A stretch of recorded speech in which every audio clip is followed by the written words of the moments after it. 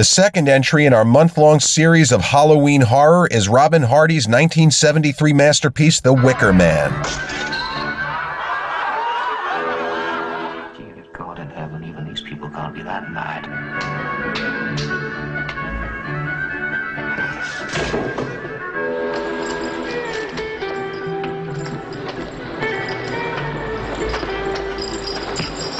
Where is Rowan Morrison? If Rowan Morrison existed, we would know.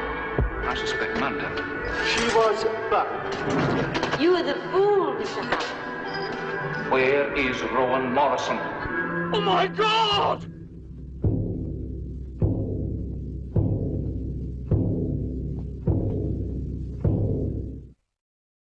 And we're back, like we never left.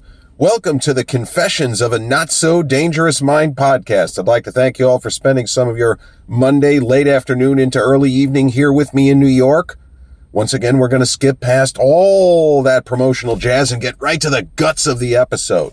As you see, we're in the car again. Prefer to be in the office, but what's the saying? Duty has no sweethearts.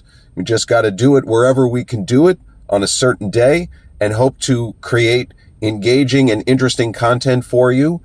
I'm getting better from my cold, or I think that's what I had. I get sick so infrequently that I'm like a little baby, quite frankly. I'm not very good at not feeling my best, but we're working. We're toughing it out. And yesterday was the first entry in our month-long series. Sorry, I waited until October 6th for the first, but our month-long series for spooky season, for Halloween season. I guess we could just call the series Halloween Horror. And the movie I talked about yesterday this year celebrates its 50th anniversary. That, of course, was Tobe Hooper's The Texas Chainsaw Massacre. Now, today's movie celebrated its 50th anniversary last year because today's movie came out in 1973.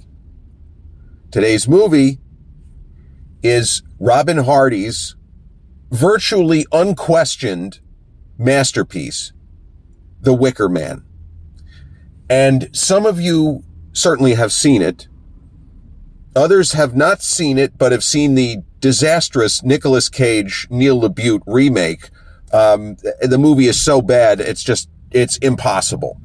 Because I am a Nicolas Cage fan, I always have been, and Neil LaBute is a hugely talented writer and a very fine filmmaker. I don't know what happened there, because the source material is obviously very strong, but it just didn't work. And Lele Sobieski, she showed up, she was good. The film just didn't work. And it was such a huge disappointment. Because I remember, I was excited, and then the early reviews came in, and pretty much all the critics said this is bad. Whether or not you've seen the original is not really the point. The movie just doesn't work. But the original, 1973, The Wicker Man, starring the terrific British actor Edward Woodward. It's kind of a mouthful to say Edward Woodward. But Edward Woodward in the 80s became a pretty significant TV star in this country. I think it was ABC. He had a TV show called The Equalizer. Sound familiar?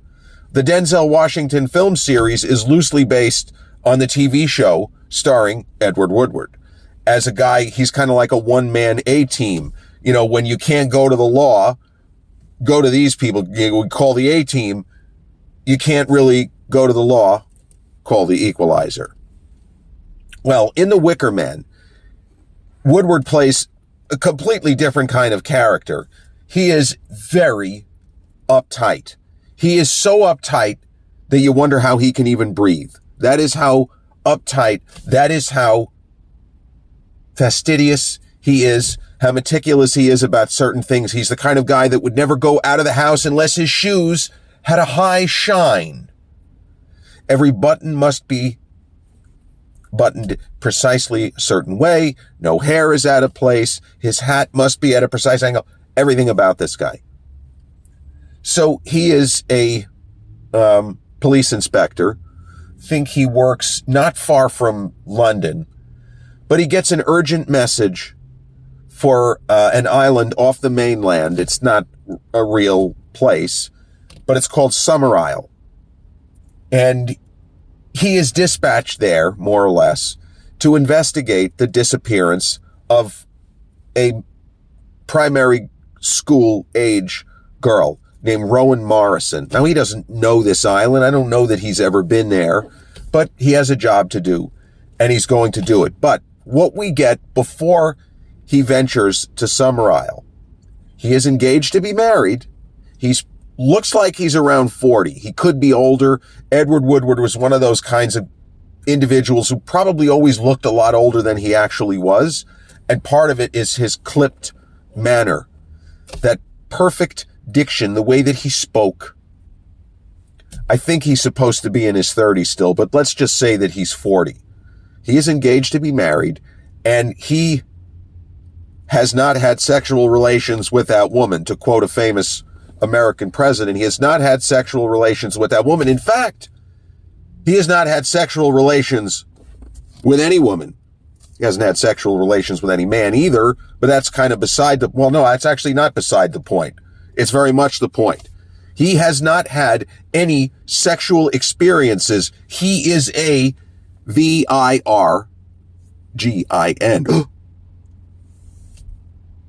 Guy's a virgin. He looks like, hate to say it, like a regular guy, but he looks like a regular guy who has had normal experiences in life, but he has not had those experiences. And why? Because God. His interpretation of the Bible, you're not having sex before marriage, or you're going to die and all of your family members are going to die horrible deaths and God will smite thee. Well, whatever it is. He doesn't say that, but that's what we get out of it. He is very pious to the point of just being a jackass. So that's the character of Neil. What's his name? Neil Cowie. I forgot his name. His name's Neil. So he goes forth to Summer Isle to find, as he puts it, with that incredible accent that Edward Woodward had, Rowan Morrison. Not Rowan Morrison, Rowan Morrison. Where is Rowan Morrison? It's kind of like Gerard Butler has a very similar accent now that I'm thinking about it. So he goes to Summer Isle to find this girl, and not surprisingly, the townsfolk, the island folk, are not particularly helpful. They're not exactly mean or cruel, although some of the kids are real assholes. Like, he doesn't deserve to be treated the way he's treated. I'm editorializing. His manner is, I wouldn't like this guy. But I also wouldn't fuck with him. I would respect that he's trying to do a job, and I'd appreciate if you don't tell me that only Jesus can redeem my soul, because don't. No thank you. I'm all set here. But the townspeople on the island, the various school marms and the kids, nobody is being helpful. And it's the kind of Alfred Hitchcock Lady Vanishes or Jodie Foster Flight Plan scenario where he's looking for a girl, and there are certain people that are saying, there's no such person. There's never been a Rowan Morrison. I don't know what where you're getting your information from. But not everybody is saying that. So there's a lot of weird shit going on. The other thing that he sees that he cannot abide by, he must say something. They don't believe in his God. And he seems to be the kind of guy that if you don't believe in his particular brand of religion, you're a pagan. You are a pagan. You are godless, heathen, whatever. Well, the reality is the people on Summer Isle are pretty much godless heathens, and they revel in it. And it's almost as if they're rubbing his nose in the fact that they don't subscribe to his version of Christianity. They're kind of saying, hey, as long as we're not hurting anybody, what's the big deal? We just have different belief systems, Lieutenant, or Sergeant, not Lieutenant, Sergeant. And he meets Lord Summer Isle, played by the sensational, one of the all-time greats, Sir Christopher Lee. And Christopher Lee always said this was his favorite role and performance and one of the best movies he was ever in. Christopher Lee holds the unofficial record. I think he was in more movies than John Wayne. Christopher Lee knew J.R.R. Tolkien. Christopher Lee was friends with Muhammad Ali. Google them, you'll see pictures of them. It's like, how the fuck did they even meet in the first place? But Christopher Lee plays Lord Summerisle, and that's kind of the point person. That's who Sergeant Howie will have to go through to figure out what's going on. Where's this girl? Can you confirm that this girl existed? Like, what's going on here? I'm just trying to get my job done and get the fuck out of here. So he's staying at an inn, and he meets the innkeeper's daughter, played by a Bond girl, Britt Eklund. And there is a lot of stuff in this movie that is the opposite of what we expect. Now think about classic horror. There's a lot of music also. It is almost like a musical horror film, which is very weird. But then again, the second Joker film, right? You think that it's going to be a thriller and it's a musical, and people are like, what the fuck? Well, they told you it was going to be a musical a year ago. Do you think that they were just saying that for shits and giggles? But this film, music plays a very important role, literally, figuratively, and symbolically. It is not just random songs on a soundtrack like death metal and then people getting bumped off like in a Saw or a Hostel movie. This is not that kind of film. In fact, a number of years ago when Ari Aster did Midsummer, I didn't like it. I didn't like it because it's like The Wicker Man, and in my estimation, just not as good. As much as the film is very well acted and looks incredible, and Florence Pugh is phenomenal. Who doesn't love her, right? I didn't like Midsummer. But it's the slow burning dread. The Wicker Man is not a slasher film. It is not a movie where everybody is just getting bumped off and I wonder who's doing the killings. Oh, and it's really Rowan Morrison killing. No, this is not that movie. This is a slow building, slow burning horror film. We know something bad is coming. We don't know who is doing the something bad or whom are doing the something bad, but we just know this is probably not going to end so good. But how you get there is part of the fun. Now, if we all remember, Scream highlighted a very important component of the typical horror film that was popular in the 70s, 80s, into the 90s with Scream. What is the paradigm? What's the paradigm? How does it work? You fuck, you die. You fuck, you die. You have sex, you will die. The final girl is probably going to be a virgin. Probably. Doesn't always work that way. Scream had fun with that. Nev Campbell, with Skeet Ulrich, the whole thing. There is a scene in this movie. There is a scene in The Wicker Man, which is a top 10 greatest individual scenes that I have ever been witness to. I mentioned Britt Eklund, who is a quite attractive actress, talented. She doesn't really get to do much acting in this. You could argue she didn't do that much acting in the Bond film. Was it No, it wasn't Live and Let Die. It was The Man with the Golden Gun. I think that she was a Bond girl after this, but I'm not 100% on that. But I know she was a Bond girl in this era. There is a sequence in this film where she starts basically singing to the sergeant from one room to the other. Her process, her goal, is to compromise his virtue. She wants to have sexual relations with that man, Sergeant Howie. I can't even describe it. You have to see it for yourself. But it is at one time, it is hilarious. It is somewhat terrifying. And it is, you can't believe what you're looking at. She's begging for it. And he is dying. He's not literally dying, but figuratively, symbolically, philosophically, and metaphorically, he is dying. Because he is the sort of personality that would feel, and he's not kidding, he's not putting on an act, he would feel that it is exceedingly inappropriate to even say that a young lady is attractive. He's engaged to be married. It's the old Jimmy Carter, I've committed adultery in my heart, and oh my God, what a horrible guy, because he looked at pictures of naked 20-year-old girls and got aroused. Horrendous, right?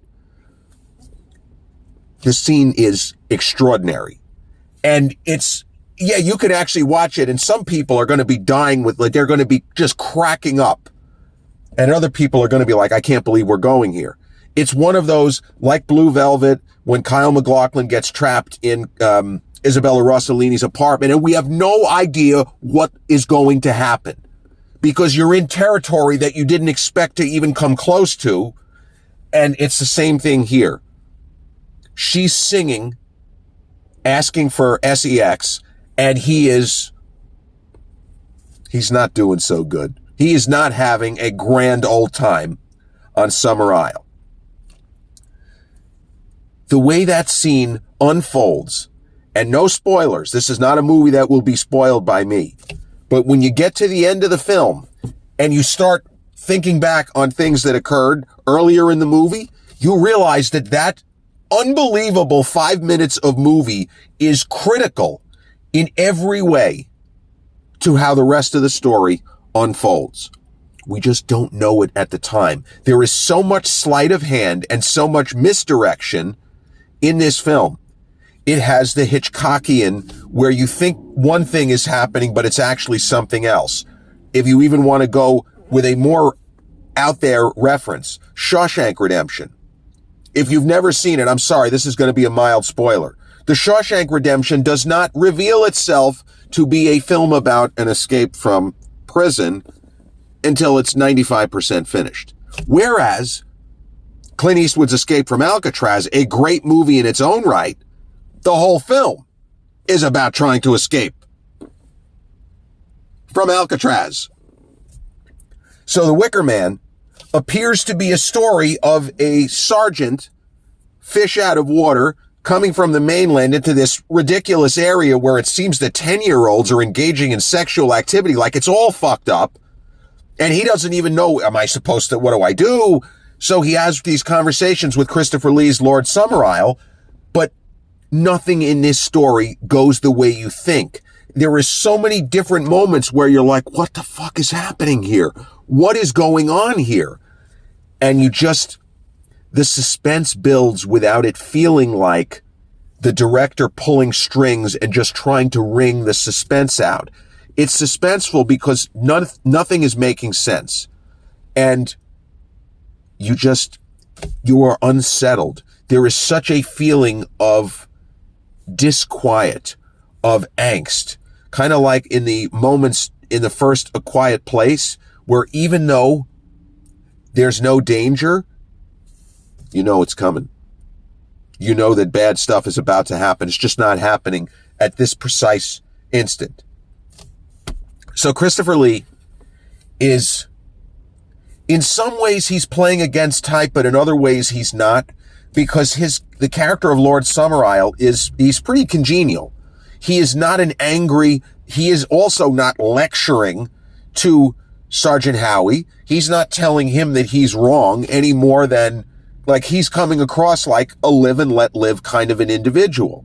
But there are certain beliefs that he has which you're not going to talk him out of it. He believes in what he calls the old gods. He doesn't consider himself necessarily to be a pagan or a heathen. He just has different ideas. But one idea that he does believe in for 100% certain is that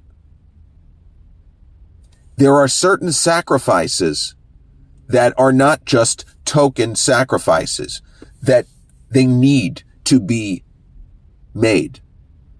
And this also doesn't seem like something that's going to pay off when you just have two very likable British chaps. Well, in the case of Christopher Lee's Lord Summer Isle, he's likable. Sergeant Howie's not really that likable. But these are two who appear to be upstanding individuals, just with different values.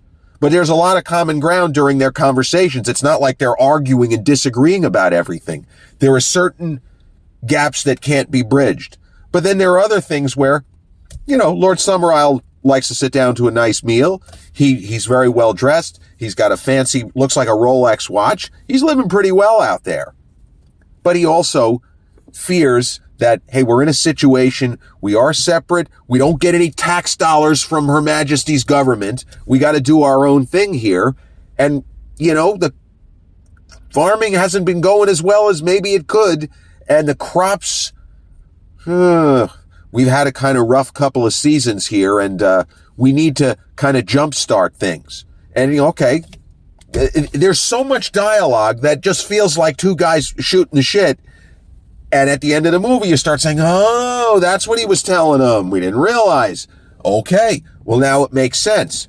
And for a horror film, it has a very good, what I would call a rewatchability factor, even if this is not like a bright and, happy, such an exciting, uplifting, transformational type of an ending. This is not that movie, but it has a high rewatchability factor because of the skill of the performances. And this is the kind of movie that you watch it a second time and you pick up on a bunch of stuff that you didn't think was important. Because there are moments where characters are simply interacting like normal people, and it's not going to pay off. It's not a setup for payoff. It's simply an establishing scene. Okay, he's going to stay at the inn. Now they're playing this music, whatever the case might be. Now, I understand why Nicolas Cage and Neil LaBute were interested in doing a remake. Now, there was nothing here that would say the remake is going to be terrible, but they just didn't have the right handle on the material, in my opinion. And they made certain changes that just didn't work.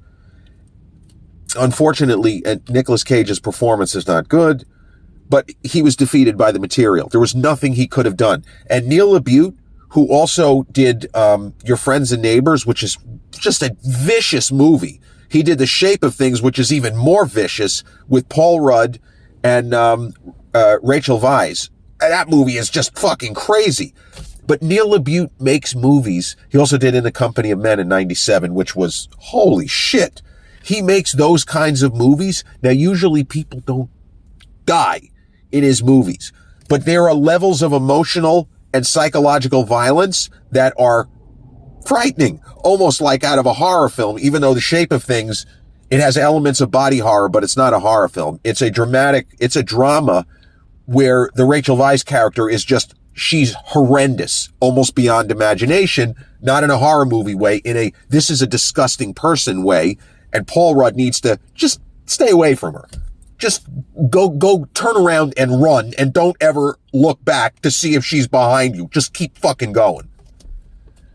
The Wicker Man, though, this is one of those movies where there's always been talk that there is an existing cut somewhere that's better than what we've seen. I've seen two versions of the movie. Neither one is this kind of fabled missing cut, which was supposedly buried in a landfill somewhere. Like, it just, you start reading stuff like that and your eyeballs roll into the back of your head.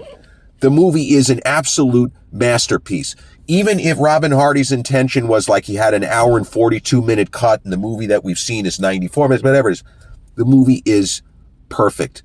It is beautifully orchestrated, calibrated. Man, Edward Woodward was such a terrific actor. Like, his performance here is great. You really get a sense of what makes this guy tick. And as I say, he's not presented as a kind of typically likable guy, but we understand him. And that's just as important. You don't always have to have relatable characters. You just need to understand what makes them tick. Hey, how many movies did Michael Douglas play a protagonist who was not likable at all? Whether it's Fatal Attraction, whether it's Wall Street, whether it's The Game. He played a lot of heels. Disclosure, his character is not likable, but usually you got the guy. You understood what made him tick. And we get what makes Sergeant Howie tick. And we also, very mild spoiler, we understand why he was sent to this island in the first place. We get it. But we don't, it seems completely random. In a weird way, it's like the classic film noir from the early 80s, Lawrence Kasdan, Body Heat with William Hurt and Kathleen Turner. We spend most of the movie wondering, how the hell did he get involved in this case in the first place? And then we realize, oh, that's why. There wasn't anything accidental or coincidental about her meeting him. She planned to meet him. She knew all along that she wanted him to be the attorney representing this case. Huh, okay. Misdirection, cinematic wizardry, sleight of hand. You look here, but it's actually there. And The Wicker Man is one of the best examples of that kind of trickery, misdirection. But the audience does not and will not, if you're watching the movie for the first time, you will not feel cheated. You will not feel as if, the old Roger Ebert where you set up 6 potential suspects and then it turns out the killer is a guy next door that we haven't met. No, that's not this movie. It doesn't unfold the way that you expect, but everything fits together like a puzzle, like a 1,000-piece puzzle. That is so much fun to slowly put together as the story unfolds. The Wicker Man, directed by Robin Hardy, starring Edward Woodward, Christopher Lee, and Britt Eklund. The second entry in our month-long series of Halloween horror. This has been episode 322 of the Confessions of a Not-So-Dangerous Mind podcast. I'd like to thank you all for spending some of your Monday evening here with me in New York. If you check out this episode on the YouTube channel, haven't done so already, please click like, subscribe, comment, share, turn on those notifications. Or if you catch this episode on the audio platforms such as Podbean, Spotify, iTunes, or the others in which we're hosted, same general rule applies. Click like, subscribe, share, and turn on those notifications. I'll be back with episode 323 real soon. Till then, peace.